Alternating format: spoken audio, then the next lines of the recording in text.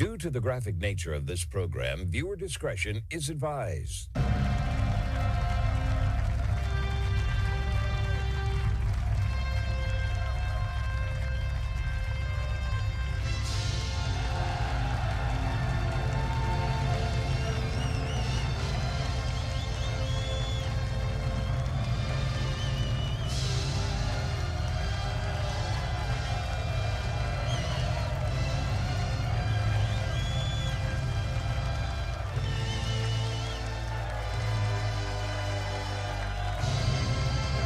Hello, everyone. It is the Tuesday, March 24th, 2026 episode of the Marco Dre Show. Thank you, everyone, for tuning in to hear today's groundbreaking news right here in America and across the board, where the facts are facts and hard truths thrive. Let's begin the best of radio, informative, uncensored, unapologetic, and ready to go. We've got so many great articles today to discuss, but the first one I want to go over today is a little bit of a shift right now. Instead of just talking about the war right away, I want to talk with you about our economy right away. This is something that is really remarkable. This just came to light to me this morning. And it's something everybody should know about, but we're not being told about it. This is in Future Magazine. It says here that the Treasury just declared that the United States is now insolvent. Yes, this is exactly coming from the Treasury Department's own consolidated financial statements for fiscal year 2025, just released last week. Listen to these numbers right now. We have $6.06 trillion in total assets for the year. That was against some $47.78 trillion in total liabilities as of September 30th, 2025. What does that mean exactly? It means that the amount of money that we have, the amount of money that we spend, the $47.78 trillion in reported liabilities is what we're spending for that fiscal year. That is the amount of debt that we have. Look at some of these numbers right now. It's really remarkable when you look at this. Altogether, that $47.8 trillion, we've got debt held by the American public. That equates to some $31 to $32 trillion just for that year. Then we look at things like federal employee, veteran benefits that the government pays for. A lot of these are intra-governmental programs too, by the way. You got some $12 to $14 trillion in that. You have environmental liabilities. We have some, well, it's about just under $1 trillion for that whole program. Then you got insurance and guarantee liabilities. That is anywhere between $3 to $400 billion. Other liabilities, some $1 to $2 trillion. All that combined for that fiscal year is $47.8 trillion. Now, why does this matter? Because this is not a projection. This is just what we had spent in just one fiscal year, ladies and gentlemen. Now, when we talk about our assets, for example, we look at things such as cash, we have loans and whatnot, we have buildings, land, equipment, financial assets, we have inventories, all of these things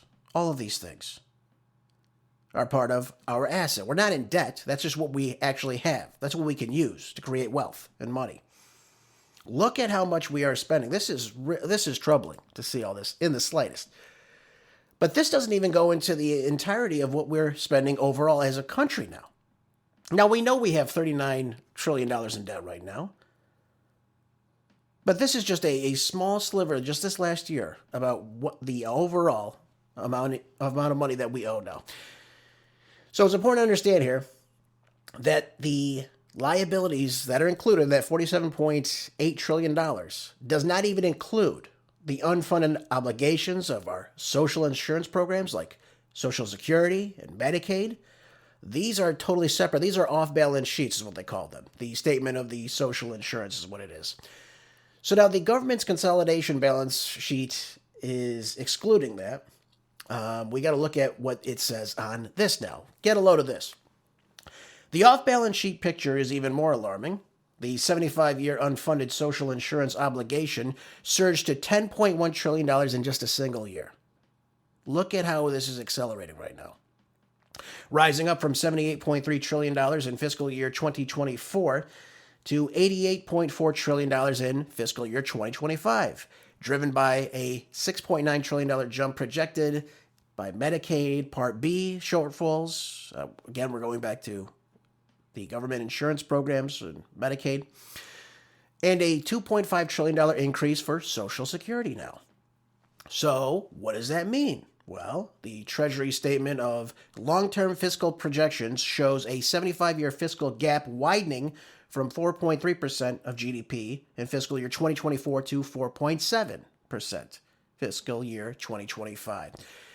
Overall, when you look at all these things, if the $88.4 trillion in a 75-year off-balance sheet obligations were added on to the now existing $47.8 trillion in the sheet liabilities for just 2025, you've got a total federal obligation would now exceed some $136.2 trillion. That is roughly 5 times the U.S. annual GDP, folks. Where are we going to get this money from? You can't tax people to death with this. What does this mean for us? Now, we look at the Government Accountability Office. They just issued a disclaimer now of opinion on the U.S. government's fiscal year 2025 financial statements. The 29th consecutive year it has been unable to determine whether the statements are fairly presented. This is primarily due to serious ongoing financial management problems at the Department of Defense. Look who asked for another, $200 billion recently, folks? You see how these things add up. And weaknesses in accounting for interagency transactions. Again, we look at what the government takes in. We look at what they do with this money. Something's not adding up here, though. We have just a fiscal roller coaster we're on right now, and people really can't even grasp what that really means. That's the biggest problem about all this. This is such a large number. I don't know how we get out of this, to be honest with you. I don't. Now, the 2 bills, though, that they believe can really shift this around. Number 1, what they should do. Congress needs to pass the bipartisan H.R.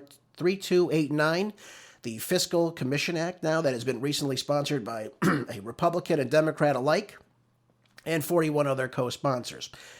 Such a commission would force the public reckoning with the facts of the matter, the trade-offs, and of course the hard choices that restore fiscal health requires. We need this. We need some fiscal conservatism. We cannot keep spending the way we're spending, folks. It's not going to add up. I told you the other day, we went from $19 trillion when President Trump first took office to now, just not even 10 years later, we've added another $20 trillion to the overall national debt. This is just massive. This is just out of control. The second thing that needs to happen, Congress should call an Article 5 convention limited to proposing a fiscal responsibility amendment to the U.S. Constitution. What does that look like? Well, we can model it off the Switzerland's debt break, for example. Such an amendment would mandate a balanced budget over the business cycle and prohibit federal spending from a growing faster than the U.S. economy. How do we have 8 times the assets that we have in spending, folks? That is just fiscal irresponsibility. That is just, again, raising the debt ceiling, passing the buck on to the next generation. This is what's been happening for quite some time now. We're not paying our bills. But if these 2 bills would obviously get passed, they would make it a more credible path forward for the future if Congress has the will to act on doing this. We cannot keep spending like this. I tell you this all the time. At some point, you got to pay your bills. At some point, you got to pay the piper. And what do you do when you have such a massive amount of debt? How can anyone pay this off? The only way things turn around, folks, and this is just me speaking freely, the only way this works out is if we actually bring back manufacturing in the United States, if we start producing inside the United States, if we get good paying jobs back in the United States, and we actually start becoming a major exporter versus becoming a major importer. We can't just rely on the petrodollar anymore. We've been relying on that for quite some time, since the Nixon administration. And we need to get our currency backed in some type of precious metal, preferably gold. We got to get back on the gold standard. We cannot just keep spending like we've been spending. It doesn't work out. Okay, folks, I think we can all agree on that. And that will also hopefully hone in on the inflation that we're experiencing right now, which is, again, extraordinary. The dollar is worth roughly 2-3 cents of what its original value was. I mean, this is all, again, part of what the Fed does. We've got to stop the printing of money. But all these things add up. And again, we also have to consider the social welfare programs that have been in place for roughly the last 60 years. All these things have a big role in all this. It's obviously a much bigger issue than I want to delve into today. But this spending is completely out of control. We have to start living within our means. And if we don't start doing that, folks, I fear the worst for our economy. I fear the worst that it's going to completely collapse out from under us. And that will not be good for anybody in this country. So I wanted to share that with everybody today just to start things off. I don't really have much more to say about this. I hope Congress will act on this. And it seems like they're heading in the right direction, but they need to make this a priority. Because this is just a fiscal catastrophe right in front of our eyes right now. And this affects every single American. All right, let's move on, folks. Since we're talking about the economy, since we're talking about fraud, for example, I figured we'd go into this article from Fox News. It says, ahead of a Tuesday hearing where Minnesota lawmakers will now discuss food stamp fraud, Fox News Digital spoke to a millionaire who says he was able to qualify for food stamps through a loophole. One that he hopes will soon be closed as the state grapples with a massive fraud scandal. So this gentleman, Rob Undersander, he's a retired engineer. He volunteers to help seniors navigate the government benefits system. And of course, he finds this loophole, which he was able to utilize to his benefit. Now, what did he do? Well, to test the system, Undersander applied for benefits in the county of which he lives in 2016 and was approved within weeks. Okay?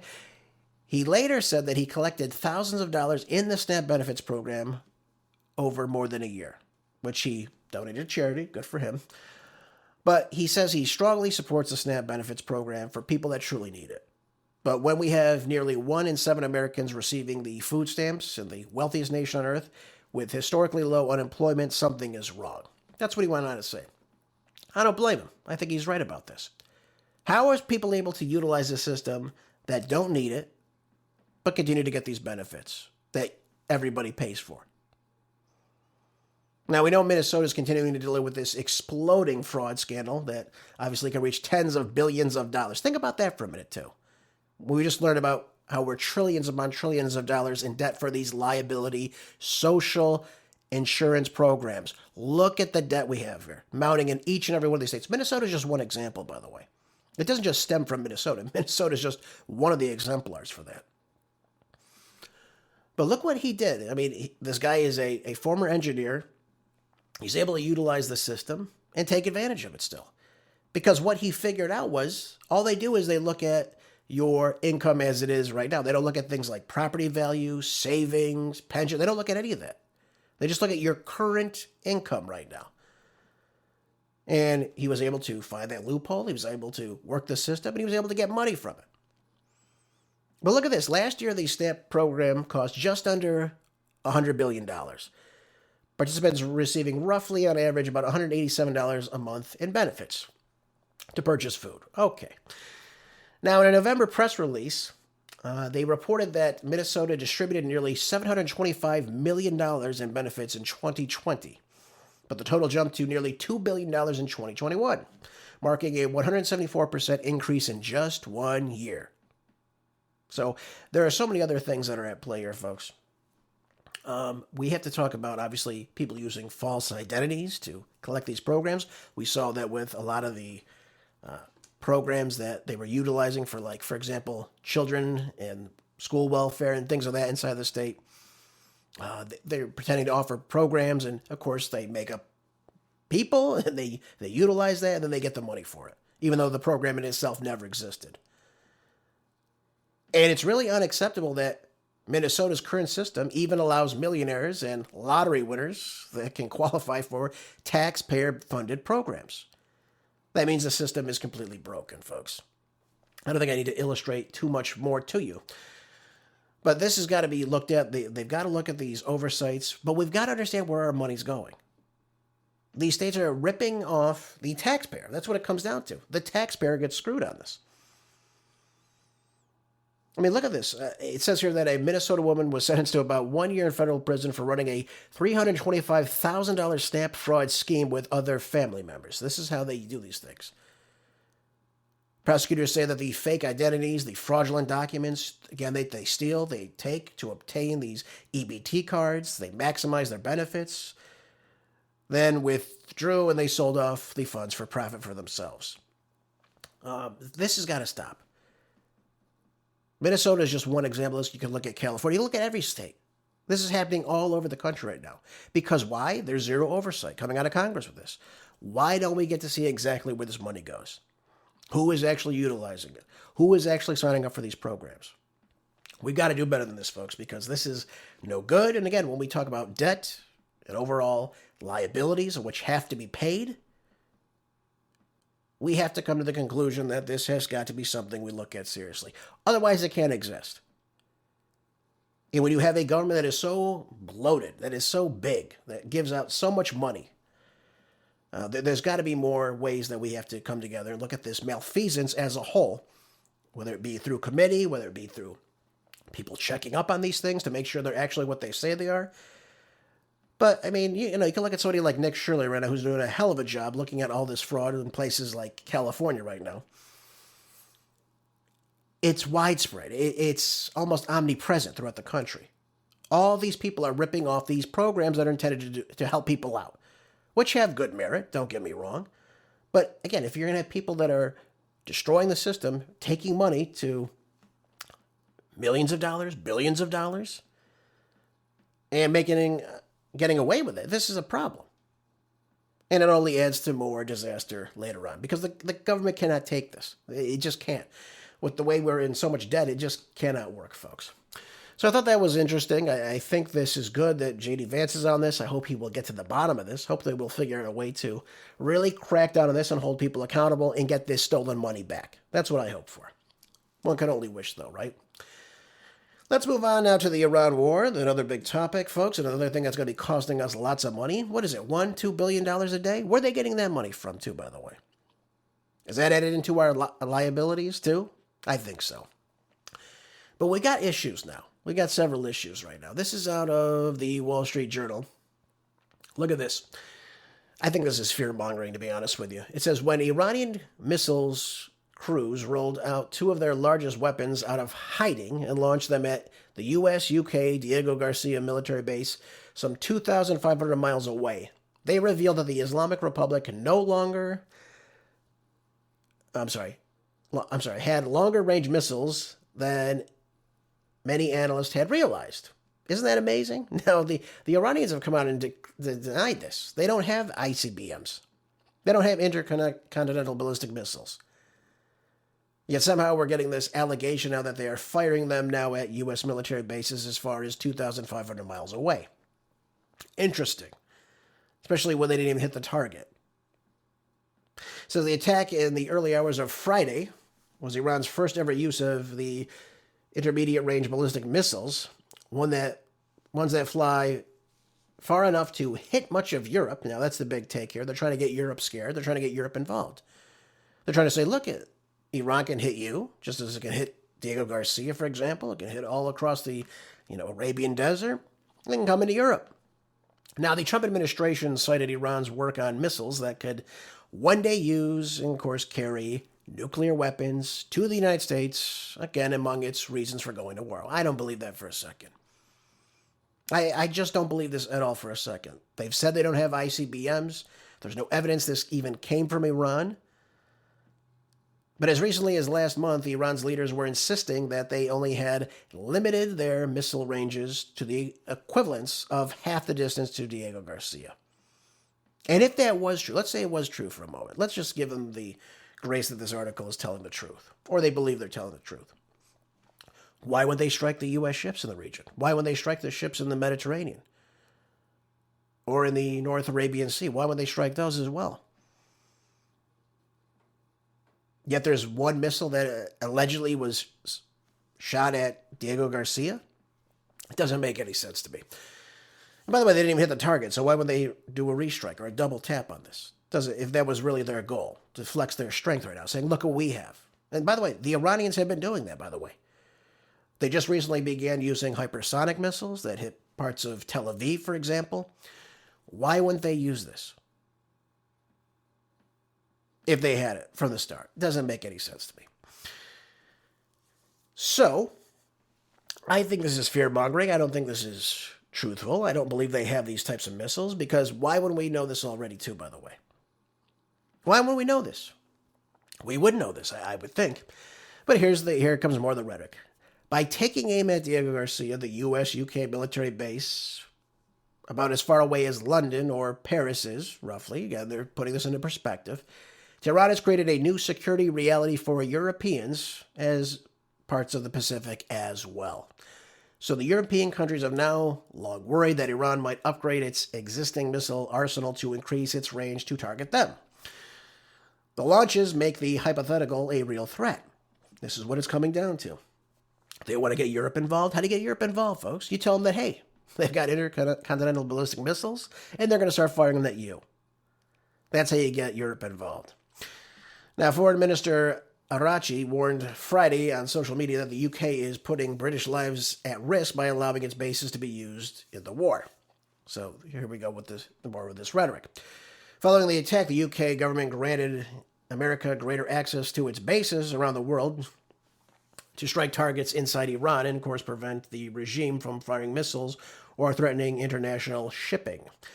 Now, Iran hasn't said what missiles it used to target the base, if it even did that at all. We don't know that. Again, this is all just speculation at this point. But analysts have pointed to several possibilities, including that the regime might have put a lighter warhead on a pre-existing missile designed to allow it to fly further. That's what they're saying right now. So, again, that's a big step up. We know that before the war they didn't have these ICBMs. The fact that they would just launch this out of nowhere seems, again, a little bit of a far-fetched to me. But Israel says that the missiles fired at Diego Garcia had two stages. That suggests that Iran might instead have adapted one of its purportedly civilian space launchers for military purposes. Again, I'm just not buying this. I don't buy that they would attack this military base. I just don't think so. I don't think they have the technology to do so. Because, again, our ships would have to move further away, that are causing a lot of damage inside of Iran right now, that are threatening civilians, threatening for example, their gas and their power grids, for example. Why wouldn't they strike our ships? Why would they hit them? And if they do have those, then I don't understand how we think we could take Kark Island. I really don't understand that as well, which we'll get into momentarily. So, again, I think this is more of fear-mongering because, again, it did not hit its target. It didn't hit its intended target, so why wouldn't they restrike? That's a question. If it didn't hit their target, why wouldn't they do it again? We know that they have the access to the Israeli airspace. We know that they're making good on their targets. But this is the rhetoric now. Here we go. It says here, this is just a fact. Iran has these IRBMs. Yep. So this is what they're pushing it towards. Now it becomes a threat to the United States. Now they can hit us. You see how that works? And it gets people ramped up. It gets people to say, yes, take them out. Take them out now. They're the big threat to the United States. Now they can have these launchers, these missiles that can breach to the United States and, of course, wreak havoc on the continental U.S. That's why they're saying these things. That's why this is happening right now. That's what I believe. I could be wrong. They could come out and say they have them now. But as of before the war, any expert I listened to, any analyst I listened to said they don't have these weapons. They don't have these types of stockpiles yet. They don't have them. And I highly doubt they developed them in the last 3 weeks. Just my take on it. Maybe I'm wrong. But I do want to talk about another issue with this war that's very troubling. We talked about, hopefully, peace pursuing at some point. We talked about discussions that the Iranians had declined that had even taken place. But let me talk with you really quickly about what's taking place right now. There's a growing sign now that there may be the deployment of the 82nd Airborne Division inside of Iran now. It's amazing to me. Earlier we were talking about peace, and now we're talking about sending more troops that would be put on the ground here. Now, there's speculation that President Trump could seek to force open the Strait of Hormuz. He understands that this is an economic downfall for him, especially during an election year. And he wants to help out his allies, for example. Think Japan, think the Philippines, think South Korea, Australia.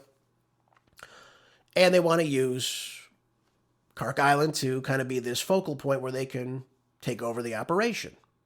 Now, Jennifer Griffin posted following these statements that Fox News has learned that the commander of the 82nd Airborne Division, Major General Brandon Techmeyer, and his command element members of his headquarters staff have been ordered to deploy to the Middle East as the Pentagon and the White House weigh whether to send the 82nd Airborne Division to the Middle East for possible land operations. This is the next step. This is what we're doing. And by the way, they're sending roughly, I believe, 5,000 Marines to the region. We know that we have Marines coming from the east, in Japan. We know that they've left Camp Pendleton, just north of San Diego, several days ago. They should be there, I believe, early April, if I'm not mistaken. I don't know how that's going to work out, too, by the way. I got to be honest with you. They're heading out to go through the Panama Canal and go, obviously, towards Europe, go through the Mediterranean, go down through the Red Sea. If the Houthi rebels inside Yemen decide to close the Red Sea, what does that mean for them, by the way? How do they get into the region? It might take even longer, and God forbid if anything happens to them on their route to the area. They can obviously be in grave danger for being hit by some of these missiles that the Houthi rebels have inside of Yemen. So this is all coming to a T right now, though. This is all coming to a head. We're actually talking about putting troops on the ground now. We have no idea how they're going to be given resources. We have no idea what their motive is. Do they take the island? Do they prevent the oil tankers from coming in? Do they allow ships to come in? What are they doing?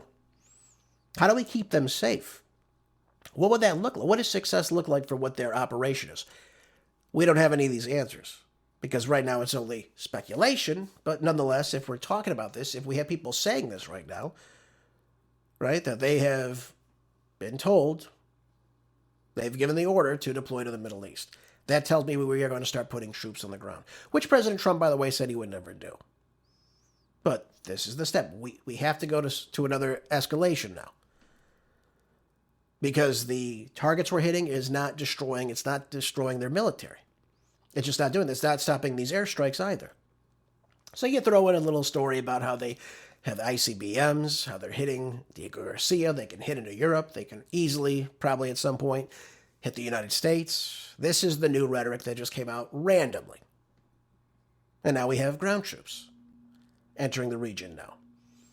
So you have roughly 10,000 that they probably want to put on Kark Island. How they're going to get to Kark Island, I don't know. They would have to pass through the Strait of Hormuz. And Iran has been pretty clear about shutting that down and about attacking anyone that tries to enter that region that is not given the go. So I think that's a point of escalation that I don't think we want to have. But this is where we are right now. This is the next step. We want to take this island, whether that be to take oil, whether to allow ships to come through, to keep them safe. I don't know. We really don't know at this point. But we just know it's escalating. And by the way, we have Iran and Israel now trade blows despite U.S. promoting these back-channel talks, which, again, the Iranians have said aren't happening. Nonetheless, we have Israel and Iran intensified the direct and regional strikes yesterday and continuing into today. It says here that the Israeli military said that it had completed a wave of extensive strikes targeting productive sites across Iran, including Isfahan, for example, following overnight reports that the gas facilities were hit, triggering fears of potential Iranian retaliation on Gulf energy and infrastructure sites as well, though nothing has happened as of yet. Well, again, the Iranians, they've kept up their attacks on Israel. They've been launching at least 8 to 9 overnight missile waves at Israel, including a lot of these cluster munitions that when they enter the airspace, they detach and they create new cluster munitions, what they're called, before hitting their target. So that way it makes it more difficult, for example, if Iron Dome were to be utilized to be a defensive purpose for these munitions to hit. Again, new cutting-edge warheads, the new projectiles, they're using all these. And the impacts across Tel Aviv are very great, causing heavy building damage. We have multiple casualties now being reported on the ground. It's getting more and more intense. Iran is really giving them a beating right now. And even here it says here, one of the Iranian missiles that hit Tel Aviv carried a warhead around 100 kilograms. This missile was something we have not yet encountered in this war. Because, again, they're using their new technology now. They're not using anything less than 1,000-pound bombs. This is what's taking place now. This is getting more and more out of control. And Israel, Netanyahu's kept up the rhetoric that they're going to continue this war. This is what it's down to. They have to continue to sell this war. Now, Trump is saying these things, I believe, because he wants to control the markets as best he can. It doesn't seem to be working out. But this is the next step for him. And I do believe that we will continue to attack again at some point. I think we will hit those said targets, the infrastructure, the energy infrastructure inside Iran, because they have nothing left to hit. They can't destroy these military sites. They just can't do it. As a result of all this, Iran has now halted natural gas exports into Turkey. We have more energy flows impacting, and the blowback is Iran has now halted the natural gas exports to Turkey following last week's Israeli strikes on the massive South Pars gas field. So we're seeing how these strikes have allowed for Iran to really amp up what they're doing. We know that's affecting the way that gas and oil have been shipped. And we know that Turkey sourced roughly 14% of its gas last year from Iran. So what does that do inside of Ankara? We don't know. But we know that the Russians now are making a lot of money on this. We know that the Azerbaijani government is now beginning to supply, while a lot of these other reserves are being depleted or simply not being put into use. This is all becoming problematic. And I told you before, right now, gas right now, oil, they're all going up. I think oil right before the show was just over $103, $1 for Brent crude per barrel. But, you have people like Scott Bessent. Scott Bessent coming out and saying things like, well, look at this. We're getting Iran to sell this to China now, but it's not as expensive as it was. They're still selling lots of oil, though. They're still getting money from this. And by the way, they're trading in the Chinese yuan. They're not trading in the U.S. dollar anymore. So who's really making out here? It seems to be China's getting the oil they desire. Iran's making these purchases, these transactions, if you will. Russia's doing the exact same thing. They're all making a lot more money. And these gas prices are $103 or whatever it may be, over $100 per barrel on average. And before, about a month ago, it was about $68 for Brent crude per barrel. So they're making more money and, of course, trading in a different currency, which, again, is a big hit to the U.S. dollar. Not the things that I think we would like, folks. Not at all. I do want to play President Trump really quickly. I guess the Pope Leo, came out recently and said that we should be calling for a ceasefire, but President Trump seemed to not like that idea. Take a listen. Pope Leo is calling for a ceasefire in the Middle East and to reopen dialogue. What do you say to the Pope, Well, sir? look, we can have dialogue, but I don't want to do a ceasefire. You don't do a ceasefire when you're literally obliterating the other side. They don't have a Navy. They don't have an Air Force. They don't have any equipment. They don't have any spotters. They don't have anti-aircraft. They don't have radar. And their leaders have all been killed at every level. We're not looking to do that. So let me ask you this. He doesn't want to do a ceasefire. Okay, fine, whatever. Doesn't want to do a ceasefire. Then why, on the first day of the war, was he having Witkoff or whoever it was call the Iranians and ask for a ceasefire? Why has he asked 3 times now for a ceasefire, if that's not what he wants? If we're really obliterating everything, if we're really going and pushing the max against Iran, why would we be asking for this? Why would we be giving these ultimatums now instead of just doing these things? Because, well, number one, he needs time to do these things. He needs times for the Marines to get to these locations. That's obviously the most important thing. You can't do anything until they get there. But he wants to ramp up the war. Trump has never held on to an agreement with the Iranians. I think they understand this by now. They've denied any type of conversation with them. And we don't even know who he was speaking to. Yesterday, he couldn't even tell us what leader he was talking about. That's a big problem. I think everyone could agree on that. We don't know anything about what was discussed. But we know they've been given this ultimatum. Now, I don't think the Iranians are going to take that. I think it will be set on their terms. But one thing is interesting right now. It's out of Reuters. We now have Pakistan's Prime Minister Shehbaz Sharif said that he welcomes and fully supports the ongoing efforts to pursue dialogue to end the war inside the Middle East. Well, because, number one, they know that they're probably next on this list of countries Israel would like to strike. I'll save that topic for another day. But he said, subject to concurrence by the United States and Iran, Pakistan now stands ready and honored to be the host to facilitate meaningful and conclusive talks for a comprehensive settlement of the ongoing conflict. I told you before, this is going to end on Iran's terms. I know we like to think the United States is just bullying them around. Israel's hitting their targets. Israel's now in a multi-front war right now. They're trying to strike inside Iran. They're trying to strike inside southern Lebanon right now. They're trying to say that we're claiming this land right now in southern Lebanon. By the way, they're supposed to be in a ceasefire too with Lebanon. How's that working out? Just ask the Lebanese. I don't think you're going to see Iran hold up, especially if this land taking from Israel inside Lebanon were to continue. I think you would see Iran continue. I think you'll see the Houthis really start to get involved as well at some point. I think they will enter soon. And by the way, this is just becoming a greater regional war at this point. By the way, what does Turkey have to say about all this? Is Turkey going to let Lebanon have their land taken as well? We see Syria now saying we don't want to be involved in this. They're coming out very openly and saying we're not ready for this. We don't want this. We're trying to get everyone involved. Nobody seems to be taking the bait, though. That's what it comes down to. I don't believe that you'll see Iran come to the table just yet. Certainly not yet. I don't think they would believe this. I don't think they would believe in any type of ceasefire or just a verbal agreement. I think they would want something set in place by the U.S. Senate, ratified in the Constitution, that we, the United States, will not try to invade them again. I think they will also make other concessions to the United States. For example, that we would take off sanctions, economic sanctions, particularly on their oil. I think they would also like to see our presence in the region, particularly the Gulf Arab states, to be diminished greatly. Now, whether or not the U.S. would go along with that, I doubt it. I doubt they would probably go with any of those things.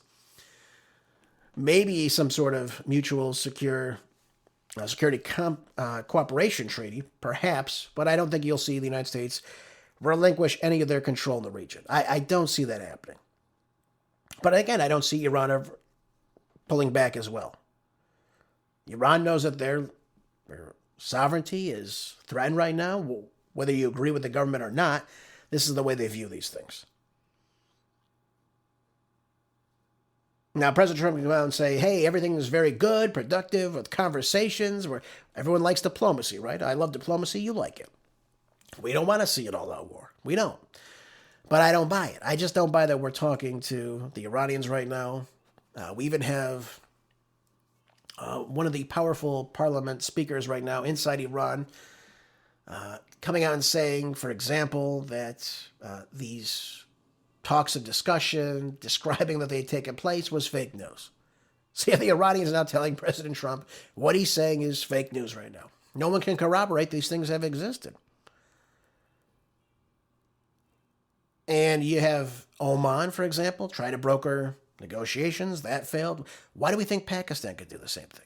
What do you think will change with this? The only way this changes is if the United States caves into what Iran says. Right now, they are in this war. And they will go on as long as they can, as long as they will, until they achieve what they view as success, which means they're not going to be attacked by Israel, and they're not going to be attacked by the United States again.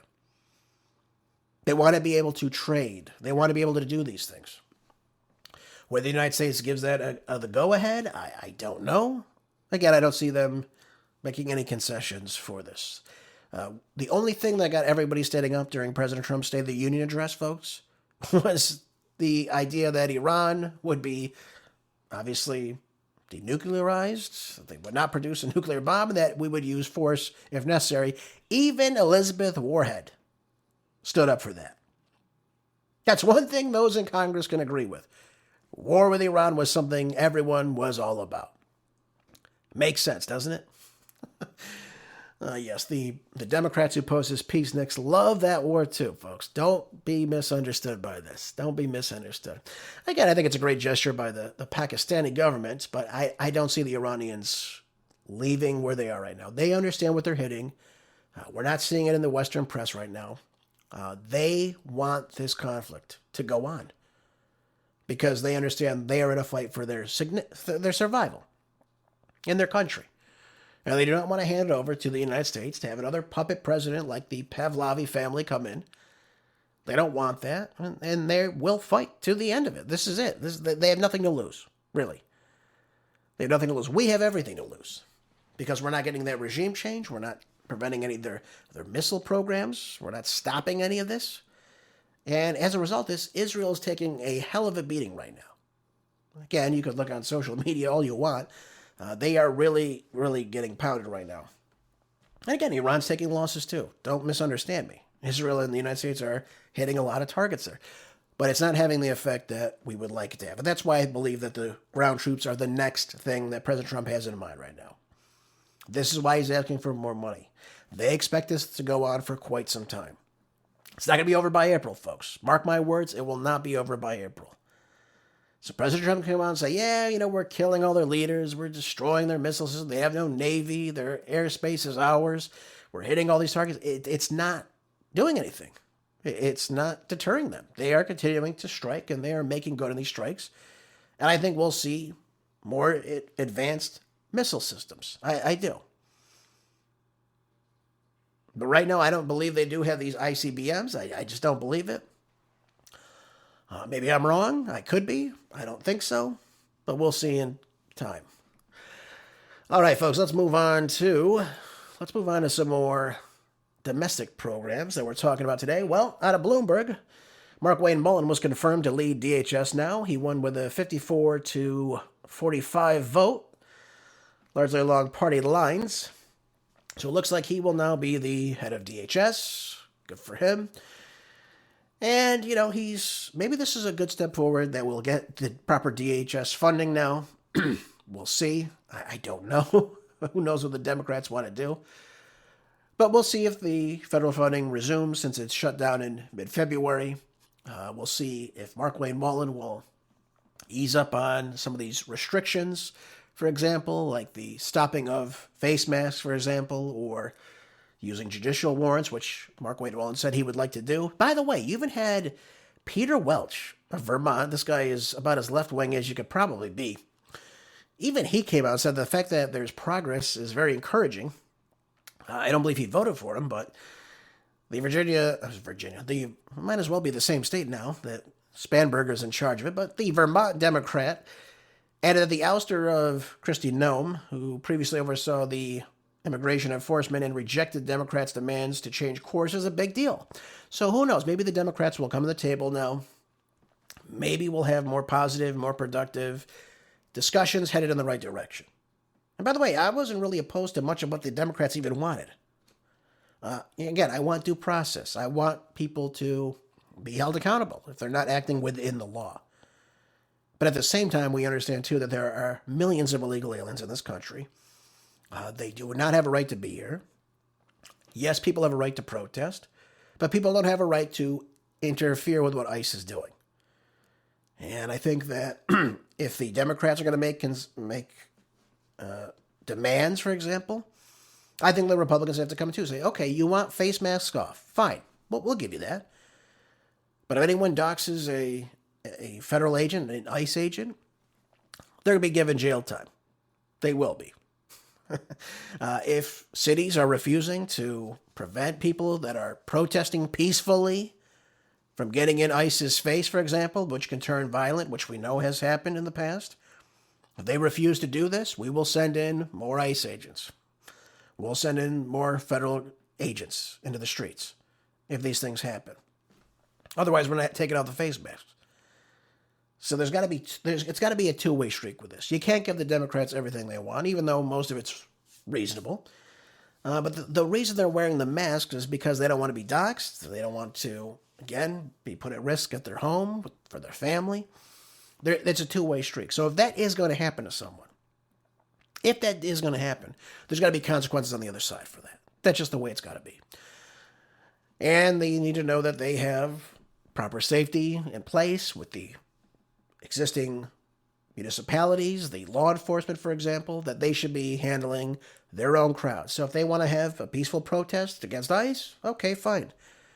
But they cannot go up and accost ICE. They can't get their faces. They can't take pictures of them and post it online, for example, to dox them for those purposes.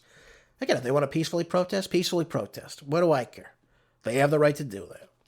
But they don't have a right to, obviously, impede law enforcement. They don't have a right to dox and, of course, harass ICE officers, blocking streets, for example. Again, they shouldn't have to be the ones dealing with this type of enforcement. Their job is to go in and find illegal aliens using warrants as per the law and serving those warrants and detaining and putting in custody these illegal aliens. That's what they should be doing. That's their number one job. That's number one.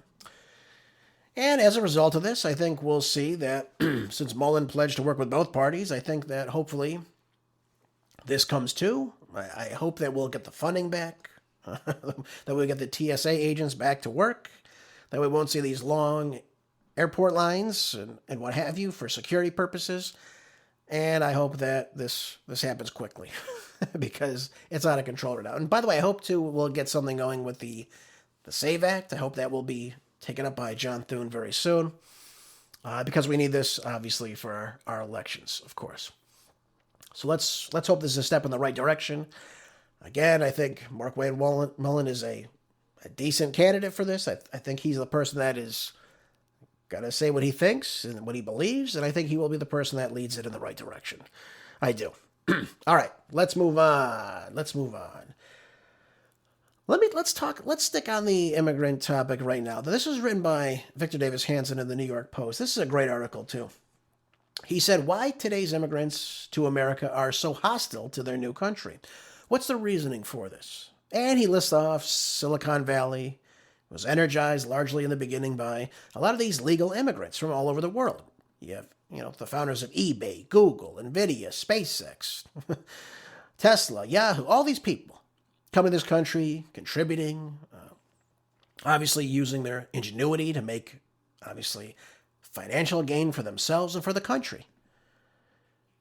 He references the Greek-American film America, America, based on the struggles of the director's uncle to immigrate to the United States.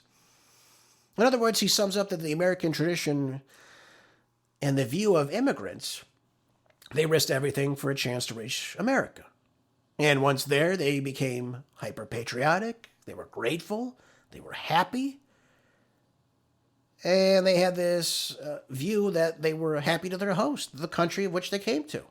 They understood that they were guests in a new country, and they were going to work for it. They're going to work every single day to better not only themselves, but the country that they were so fortunate to come to.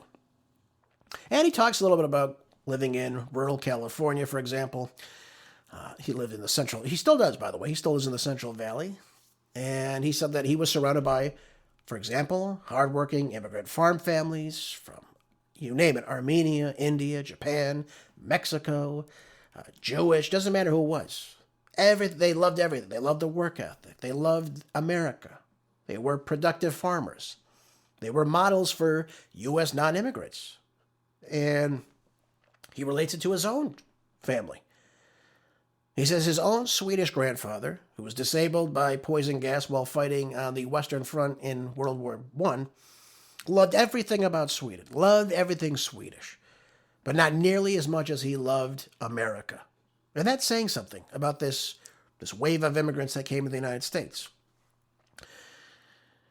He said, but something went terribly wrong with the immigration in this country. Well, we had an open border for quite some time now. But it also led to a change in legal immigration as well as student visitors to the United States. He goes on to say, while America is at war with Iran, we have crowds of immigrants, visitors, foreign students streaming anti-American slogans as they cheer on the enemies of the United States. You have campuses, you have thousands of Middle Eastern international students now that have staged sometimes violent demonstrations. They're not shy about cheering on Hamas, for example, and slaughtering of Israeli civilians. So we got to talk about this. This is an important topic he discussed, and he goes on to talk about other things too. Talked about Zoran Mamdani, right? He's a naturalized citizen from Uganda, whose parents became public figures. His father's a college professor. His mother's a multimillionaire filmmaker in America. But he has little to, if not nothing good to say about the United States, his adopted country, which he lives in. Now he's the mayor of the largest city in the country, the financial capital of America. Zoran Mamdani is the mayor of now. It'd be nice if he showed some gratitude once in a while. How someone could come here at the age of 7 and work his way up in a short amount of time, he's only 34 now, to become the mayor of that city. Can you name another country where, I guess, whites would be the vast minority and move into a position like that? I dare you to try. But here it is. This is where we are now. Again, he has to understand that, obviously, he's been given a great gift, but yet still very little appreciation, gratitude for the country in which he lives in. He is living the American dream, but he doesn't tell you that. Everything he criticizes is against the American way. That's what it comes down to. And we could talk about his views on Islam and what have you. But I want to get to the bigger issue with all this. What is he talking about with this article? Why did the change occur? What changed? Why do we see things like this now? You know, we could talk about the open border and people coming here for simply economic reasons. We could talk about that. We could talk about legal immigration. What changed in 1965 with the Immigration and Reform Act? Hart-Celler in 1965. What changed about that? Why were things changing so rapidly in this country since that point? Well, we stopped taking, again, we were really closing down immigration from about 1920 to about 1965. It was very limited as far as the immigrants that came in the country. But those immigrants that were coming in were largely coming in from Europe. They were white Europeans, which again was the major demographic of the country at the time. That's what was taking place. People wanted to come here. They wanted to flourish here. They wanted to freely practice their religion. They didn't want, this government overreach. And they liked the idea of democracy. Okay, makes sense, right? But after 1965, when you just say, okay, we're going to take in 1 million people coming in from the third world now. And by the way, I'm not saying people from the third world are bad by any stretch of the imagination.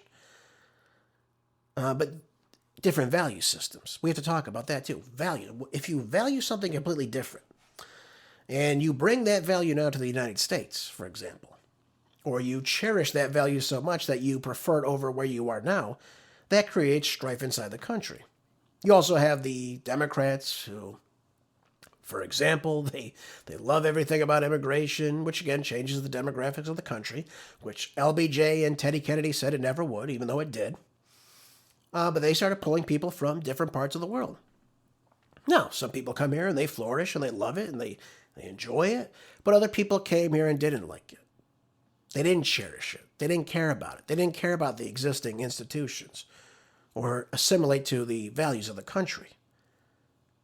And over time, as we import another million, and by the way, you have an open border, which allowed people in that really had no right to even be here, which again brings us to the previous issue we just talked about. How do you have a country when you have a wide open border? How do you have a welfare system when you have a wide open border, which people utilize, by the way? Are they a part of those liabilities too, folks? I think so. People not paying in the system, getting something back from it? Yeah, that's happening all the time now. That's adding to the overall debt of which money that we owe. So when you have people that simply just think I'll come in and take whatever I want. I will utilize whatever I want. I'll rip off this system. I'll rip off that system. I'll speak in my own native language. I won't assimilate. I'll wave this flag of my country of origin versus the American flag. That creates a problem inside the country, which the Democrats are more than happy about, by and large. But this all creates the strife and the issue with immigration out of this country.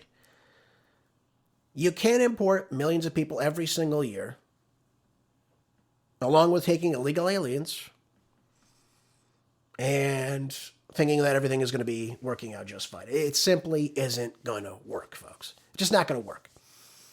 And while we can sit here and say what we should do, well, the correct answer would be to remove the people that don't belong here.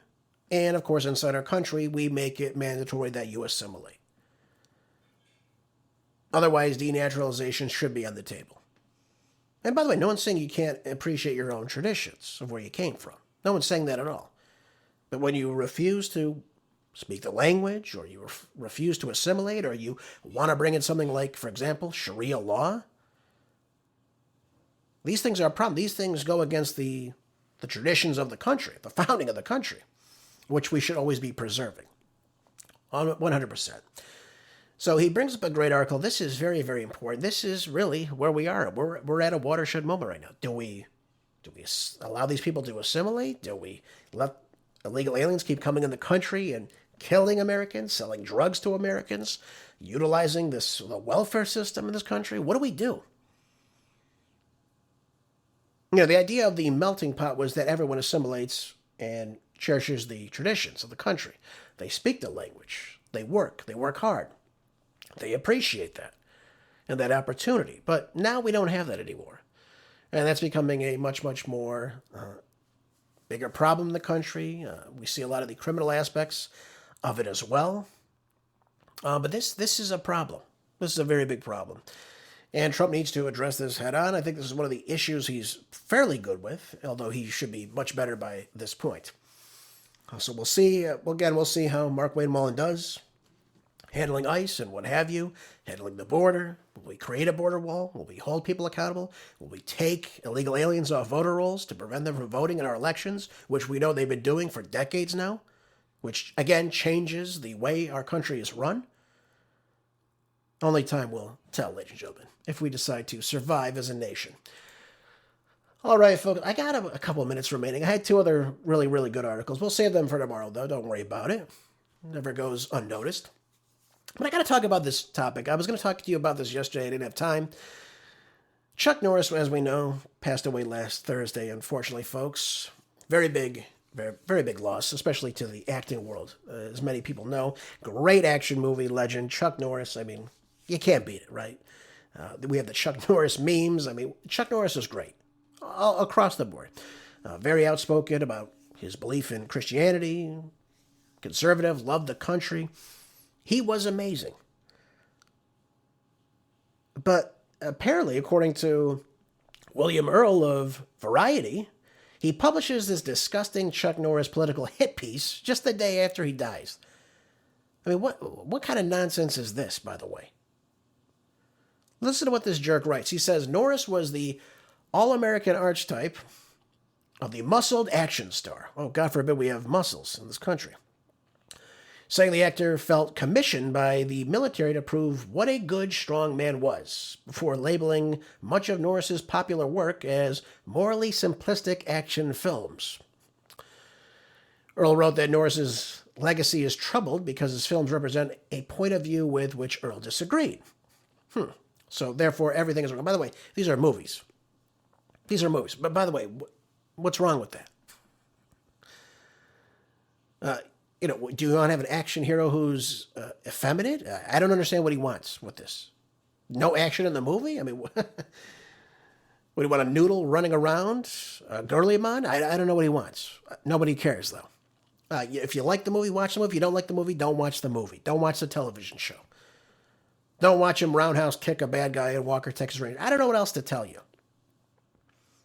But, he says, given our nation's divisions in morality, information literacy, and overall sense of reality, it's easier to see Norris's characters as justification for a fringe conspiracy movement rather than a moral standing.